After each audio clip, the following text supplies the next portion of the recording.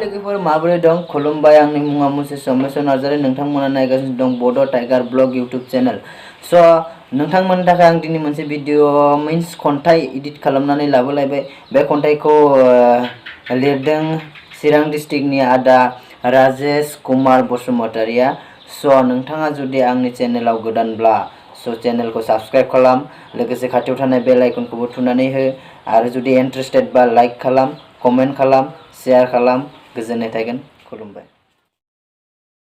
खन्थाइ गुफुर लेखा बिलाइयाव rebgonni बwhwinai।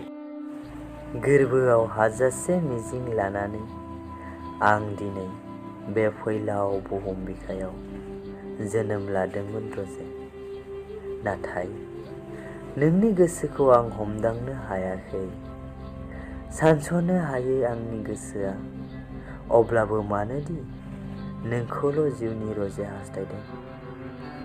बे उजिगासेनि जिउ मोनसेयाव आं नोंनो बै समाव बिरहोहरदोंमोन गांसे समायना लेखा बिलाइयाव rebgonni बेसेन गोसा बोहैनायनि गेजेरजों गोरबोनि गोथार अननाय मोजां मोननायखौ। जानो हागौ आंनि थफ्लासे हावरिया जिउनि अननाया नों रजेनि थाखाय बेसेन गैया।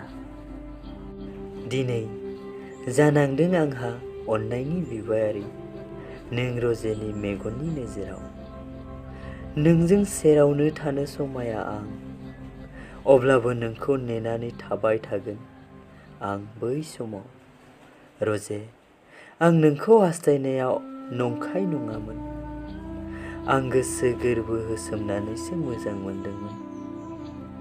गोमोराखै दाबो नोंनि समायना महर मुस्रि आंनि गोरबोनिफ्राय। थाबाय थागोन नों आंनि जोबथा हां बोजासिम।